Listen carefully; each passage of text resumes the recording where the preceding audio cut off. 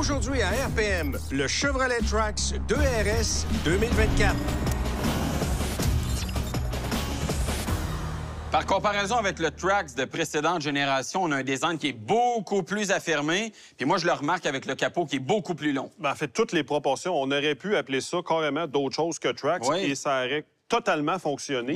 Et là, vraiment, on s'inscrit dans la continuité du côté de chez Chevrolet avec les autres modèles. On reconnaît à peu près une forme identique à ce qu'on voit du côté de la Bolt. Mais toute la partie centrale, les phares déstructurés, là, on s'inscrit vraiment Trailblazer, Blazer, le nouveau Traverse également. Donc, c'est vraiment la signature visuelle du côté de chez Chevrolet et c'est très, très affirmé. C'est ce que j'aime. Je veux pas te relancer, mais il y a un peu de Mitsubishi aussi dans le crochet qui déborde vers les phares. L'espèce de pointe ici, là, ça fait très le bouclier de Mitsubishi, mais c'est nettement mieux intégré.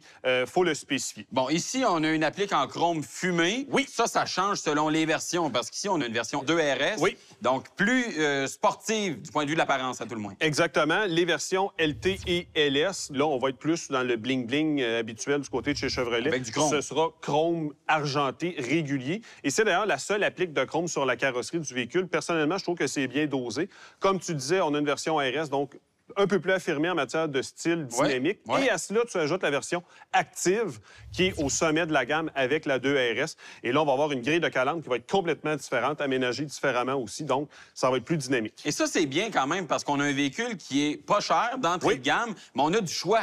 C'est ça. Et on a du choix de couleurs aussi. Ici, on a un bleu qu'on peut ne pas aimer, mais il y a d'autres couleurs qui sont disponibles. Et il y en a d'autres qu'on ne peut ne pas aimer aussi. Il y a une espèce de jaune assez frappant, mais il y a des couleurs plus conservatrices. Mais si on veut se distinguer, être un peu plus moderne dans son approche, bien, il y a des couleurs flyées comme ça. Bon, là, on a des roues de 19 pouces qui viennent avec cette version-là. Très jolie, d'ailleurs. Vraiment, on a une espèce d'effet tridimensionnel aussi, un peu comme si la jante débordait sur le pneu. Ça fait un peu comme les véhicules concept. Ça, je trouve ça très intéressant.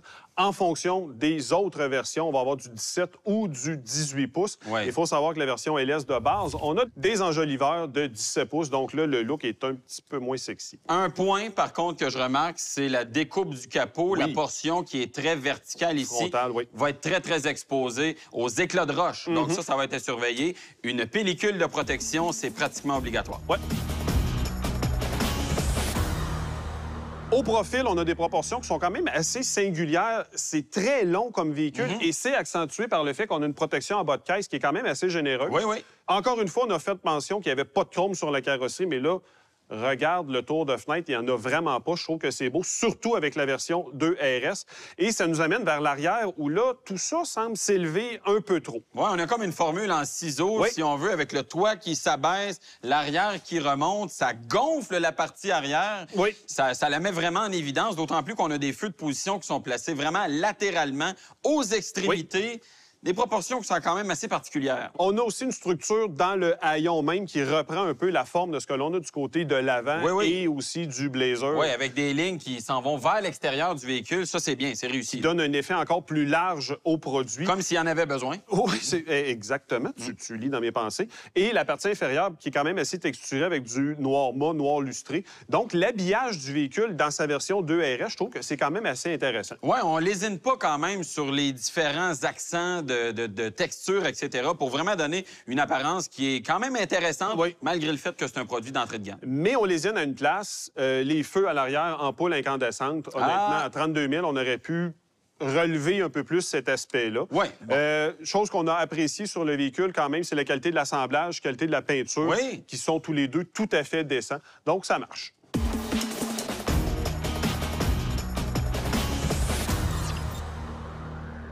Le Trax est à mi-chemin entre un VUS et une voiture compacte, donc prendre place à bord est conséquent avec cette réalité. On est un peu plus haut que dans une compacte et un peu plus bas que dans un VUS. Il faut toutefois être vigilant au niveau de l'arche de toit qui peut être compromettante pour les personnes de plus grande taille. Une fois en position, vous allez constater que c'est pas du tout une position d'un VUS. On est plutôt du style berline au niveau de l'aménagement intérieur et ça se répercute énormément au niveau de la visibilité, de la position de conduite. Le pavillon toit s'avance, le pare-brise est très incliné, ce qui fait qu'on a une base de pilier A qui est quand même assez proéminente. Visibilité, honnêtement, ce n'est pas le point fort du Chevrolet Trax. Et c'est étonnant parce que généralement, un VUS, on a une bonne visibilité parce que les pavillons toits sont plus hauts. Ce n'est pas le cas ici. Siège, je vous résumerai ça par un mot, bof. peu de support, assise courte, pas de support lombaire. Donc, c'est ordinaire de ce côté-là. Par contre, on se reprend avec le volant. Franchement, la version 2RS a droit à son propre volant. Fond plat, texture de plastique aussi, cuir piqué, surpiqueux. Franchement, ça, c'est intéressant. Mais ce que je trouve très drôle, c'est que les versions de base, on a un volant en uréthane. Je ne me rappelle pas la dernière fois que j'ai vu ça à bord d'un véhicule. En tout cas, le modèle LSC est équipé d'une instrumentation de 8 pouces. Version de base, ce sera seulement 3,5 pouces, mais on est conséquent dans l'optique que c'est un modèle de base dans la gamme de chez Chevrolet. Mais ce que je déplore, c'est, oui, on a un écran, mais on ne peut pas rien faire avec ou à peu près. Donc ça, c'est plutôt ordinaire. Par contre, le design graphique est intéressant. Système multimédia, encore une fois, distinction modèle de base, modèle plus équipé. De base, seulement 8 pouces, modèle plus équipé, 11 pouces, ce qui donne un coup d'œil, somme toute, assez intéressant à bord du véhicule. C'est moderne, c'est jeune, mais encore une fois, on peut à peu près rien faire avec. Il n'y a pas de programmation. Donc ça, c'est plutôt limité.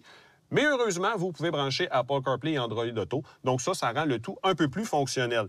Commande de climatisation, une seule zone. On voit ça de moins en moins. Mais, caractéristique intéressante, très, très tôt dans la gamme, siège chauffant de série et même volant chauffant. Donc ça, c'est une caractéristique qui est appréciable au Québec. Au niveau de la console, je vous dirais qu'on ne peut pas faire de miracle. Le véhicule n'est pas très gros, donc un peu de rangement. Plaque de recharge par induction pour les modèles les plus équipés. Le levier de transmission, bon, premièrement, beaucoup trop gros inutilement. Et deuxièmement, il ne s'aligne pas avec la lettre lorsqu'il est en position. Ça, c'est plutôt étrange. Vous allez constamment devoir regarder si vous êtes à la bonne place. Ça, j'aime pas ça. Plusieurs caractéristiques sont intéressantes. Du côté du Trax, on vise vraiment une clientèle qui est plus jeune, plus moderne. On a plusieurs textures qui sont présentes à bord du véhicule, notamment dans la partie supérieure du noir laqué. En fonction des versions, là, LS et LT, vous allez avoir des accents qui sont bleutés. RS, évidemment, c'est plus sportif, donc rouge. Et la version active, ce sera jaune. Ça, je trouve ça le fun parce que ça permet de vivifier la présentation intérieure. Et dernier détail plutôt étrange, les versions de base, pour avoir droit aux 3 ouvrants, on devra débourser 995 $, mais vous devrez débourser pour exactement la même chose, 1095 pour les modèles qui sont plus équipés.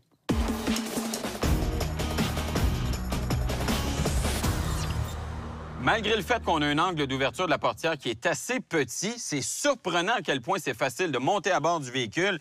Le trou dans la carrosserie est grand. On a un bon passage pour les pieds. Donc, une caractéristique familiale qui est intéressante pour le Chevrolet Trax. Et regardez l'espace que j'ai à l'arrière. Vous savez, je ne suis pas de très grande taille, j'ai beaucoup d'espace. Et c'est la même chose pour Luc Olivier et Pierre. Donc, on a un véhicule sous-compact, mais quand même qui a beaucoup de place à l'arrière. Ça, c'est bon. La banquette, par contre, un peu basse. On a les genoux un peu dans le front, mais on a un bon support pour le dos. Et le matériau qui la recouvre est plus ou moins convaincant. Mais, encore une fois, c'est un modèle d'entrée de gamme. On peut pardonner cet aspect-là. En termes de visibilité, maintenant, quand je me tourne sur le côté, j'ai quelque chose en face, et c'est le poteau, qui est vraiment, vraiment mal placé. On l'a carrément dans le champ de vision. Et ça, c'est un peu décevant. Pour ce qui est des autres caractéristiques, on n'a vraiment pas grand-chose. 2 prises USB, un petit espace pour le téléphone intelligent, par exemple, une pochette au dossier du passager et sinon, pas grand-chose d'autre, même pas d'accoudoir central, pas de porte-gobelet non plus, hormis les 2 espaces de rangement qu'on a dans les portières. Pour ce qui est du coffre maintenant, on a un haillon qui est à commande manuelle, on a un seuil qui est à la bonne hauteur, ça va. Une bonne ouverture permet d'avoir un bon accès au coffre. Et quand on parle d'espace, là, on est bien servi. On est à 725 litres avec les dossiers relevés. Et quand on rabat la banquette à la manière 60-40, on est à 1532 litres, ce qui dépasse de beaucoup la moyenne de la catégorie.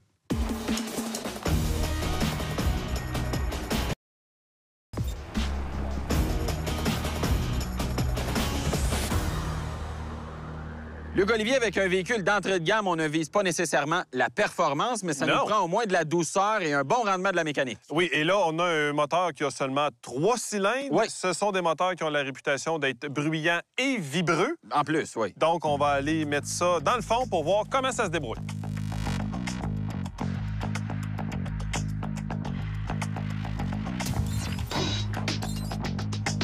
Samuel, on est dans une version RS pour Rallye Sport. Pas sûr que ça veut vraiment dire quelque chose en termes de performance. Oui, je pense qu'on a le plumage et non pas le ramage, comme on pourrait dire. D'ailleurs, même pas de mode sport, aucun mode de conduite à bord du Chevrolet Trax. Donc, un seul mode, on se casse pas la tête, puis il faut juste mettre le pied au plancher. C'est le mode moi. Oui, c'est ça, le mode Luc Olivier. Exactement. Donc, on s'élance. Et c'est lent. Et monsieur. Le turbo-compresseur embarque pas avant 2700 tours minute. Je me demande même s'il est embarqué parce que c'est vraiment lent. Ah oui, c'est vraiment épouvantablement lent. Bonne chose, par contre, les changements de rapport se font de manière assez fluide. Oui. Il y a un petit creux une fois de temps en temps qui, moi, m'agace une petite affaire. On a une 6 rapports, fait que les rapports sont étirés. Ben, première, on monte. Deuxième, même chose. Puis on monte à 5500, 5600 tours minute. Là. Oui. On vient flotter avec la ligne rouge du moteur. C'est sûr. Ce qui nous donne un temps de 9,2 secondes. Ah oui, c'est plus vite que ce à quoi je m'attendais parce que j'avais l'impression que le véhicule était plus lent que ça. Oui, au niveau des sensations, c'est ce qu'on a. Le moteur est bruyant, mais pas outrageusement bruyant, du moins que ce à quoi je m'attendais. Oui, c'est vrai. Pas trop de vibrations non plus. Donc, pour ce que c'est, 9,2, ben c'est correct.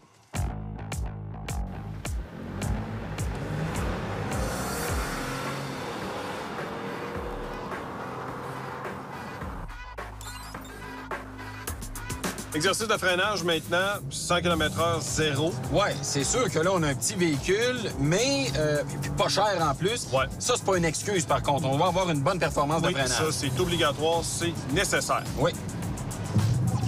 Et boy. Hey, ça manque de mordant initialement, hein? Sensation de flottement et c'est accentué par le pédalier qui devient dur comme de la roche. Bon. Et ça, c'est une sensation qu'on n'aime pas parce qu'on se sent pas en contrôle totalement du véhicule. On peut pas moduler le freinage. C'est lui qui décide quand il arrête. Ben oui. Et ça, ce n'est pas sécurisant. Léger louvoiement. Ça, on l'a senti, mais ça s'est quand même rapidement corrigé. Le nez plonge très peu. Très peu. Donc, c'est un freinage plutôt sans histoire. Oui. Freinage distance 39,7 mètres. Bon. Ce qui est correct sans plus. C'est comme sans histoire partout. Dans le fond, ça fait le travail, mais il n'y a rien d'excitant là. Non. Et en même temps, c'est une voiture d'entrée de gamme. Fait que, on se dit, oui, c'est correct, mais bon, disons qu'on est limite. Là. Ben, c'est ça. Encore une fois, on a le look, mais on n'a pas tant de performance.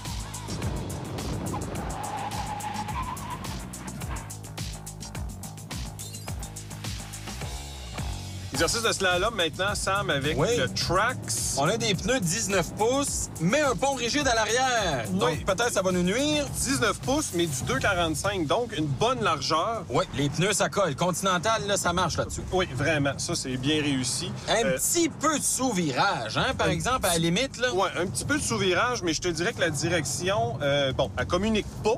Mais elle offre une bonne précision, ce qui fait que je me sens vraiment en contrôle du véhicule. Bon, bonne nouvelle. Puis les mouvements de caisse aussi, malgré le pont rigide à l'arrière, ça fonctionne très bien. Ben oui, Je m'attendais pas à ça. Non, c'est une performance bien honnête pour un véhicule comme ça. Je sais pas si tu as eu du plaisir à le conduire, parce que quand même, ça peut être un critère qu'on recherche quand on veut un véhicule amusant. Ben écoute, bonne direction. J'aimerais qu'elle communique plus, évidemment, mais bonne direction, bonne tenue de route, parce que les pneus, à leur largeur, on se sent bien collé. Oui. Et peu de mouvement de caisse aussi. Donc, ça marche. Oui, ça marche.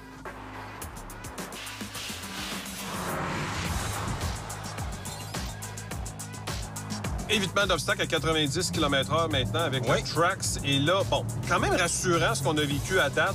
Bon pneumatique.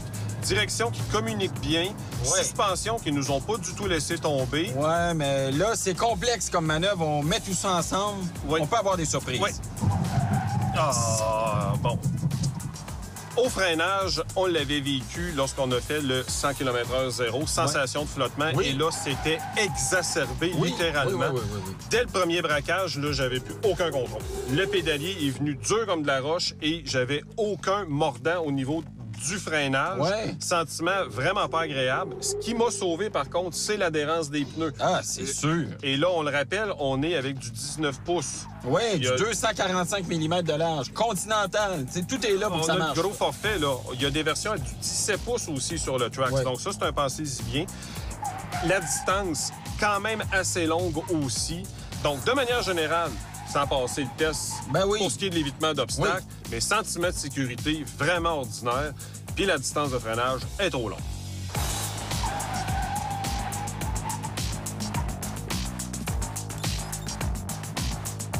Freinage automatique d'urgence. Oui, 5 à 80 km/h détection véhicule et piéton. Oui.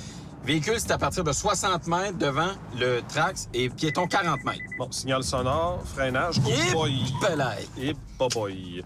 Il l'a détecté, il a eu envie d'amorcer un freinage, mais il ne l'a pas fait. Ça, c'est dur à comprendre, sérieux, là, parce qu'il y a plein d'autres véhicules dans cette catégorie-là qui réussissent cet exercice-là. Oui. J'ai été obligé de freiner au complet. Il a légèrement amorcé le freinage, mais écoute, C'était pas assez, là. Non, on aurait roulé carrément par-dessus. Il n'y a pas de raison que chez Chevrolet, on ne réussisse pas, là. Non, parce que, de manière générale, GM maîtrise bien cette technologie-là. Ouais. Et, coudonc, c'est un échec. Luc Olivier, une performance assez moyenne du Trax partout sur la piste et une déception au freinage automatique d'urgence. Ben écoute, tu résumes extrêmement bien le produit jusqu'à maintenant. Oui.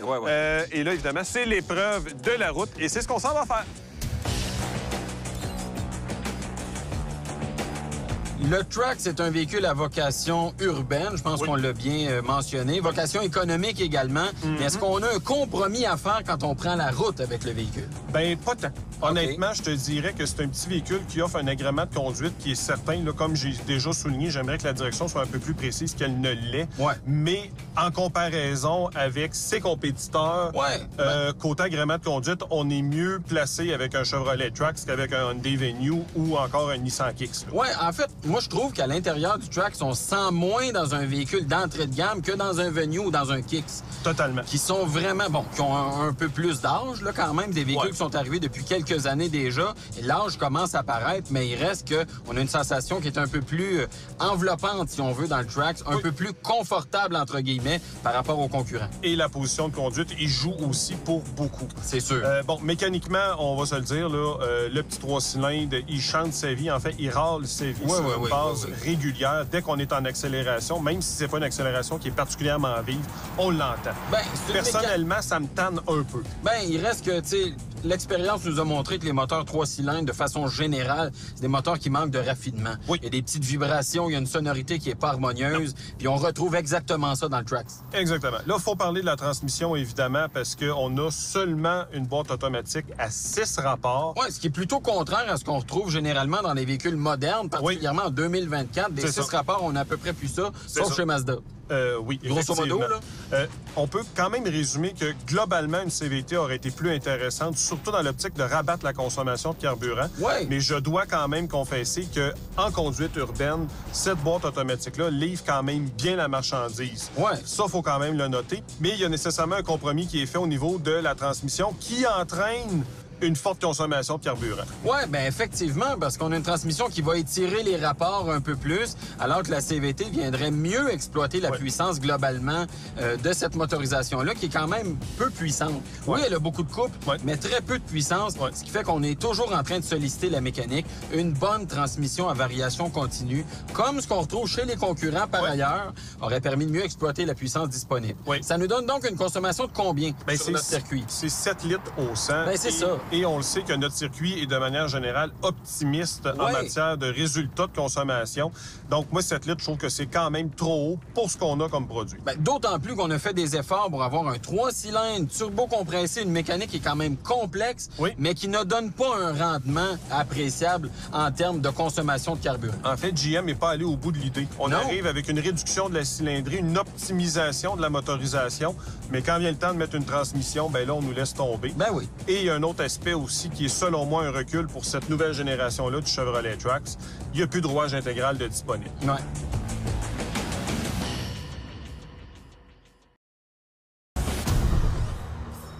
Les pour et les contre. Oui, du côté des points positifs, volume cargo qui est intéressant, direction qui est somme toute assez précise et l'aménagement, de même que le design intérieur qui sont aussi intéressants.